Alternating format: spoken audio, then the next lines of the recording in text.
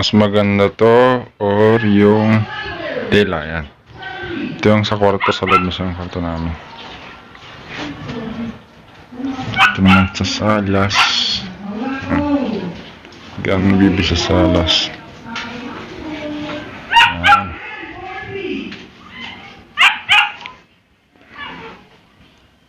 Five feet. Yan. 5 feet. 5 feet.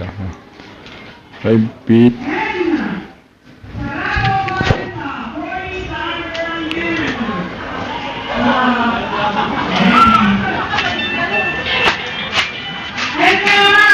Kape. Tapos dito sa labas, yan, mayroon tayong tawag dito, yung nilagang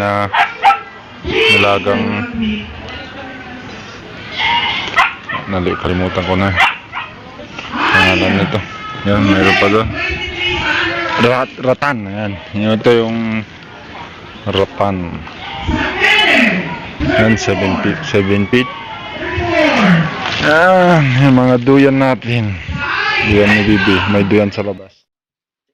Mayroon na naman tayong nakuha sa Shoppee. Shoppee baka naman kahit point lang, eto isang maniyon duyan, na pwede hanggang mag 1 years old. Tara, samahan nyo ako, buksan natin at i-unbox at a-assemble. Maayos ba at pwede sa batang pinaglihiin ng palaka at kitty-kitty.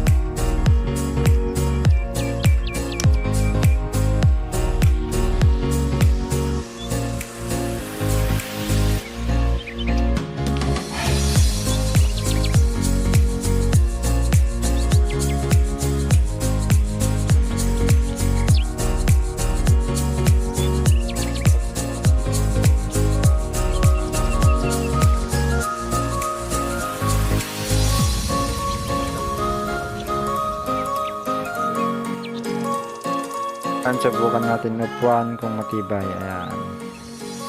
Check muna natin yung mga tornilyo. Kasi babagsak. Ayan. Mga lock. Ayan. Ayan.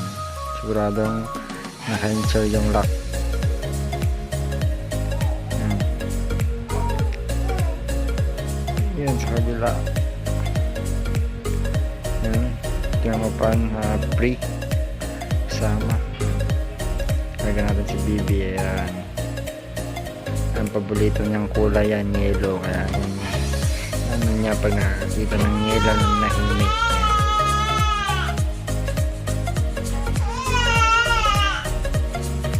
Sakto malakas yung pagkaduyan niya. Are you alright, Bibi? Yun ah. Relax na relax. Ang ganda yung hangin pasok, ventilated siya. Ayun, mahaba siya yung swing niya.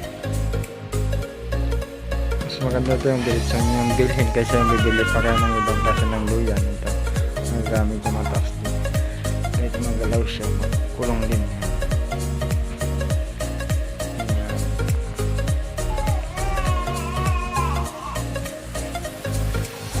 Lang yan yung tinakpan lang natin, ano pa, manipis lang kasi mainit, kaya ganyan lang na yung takip niya. Wa wa wa wa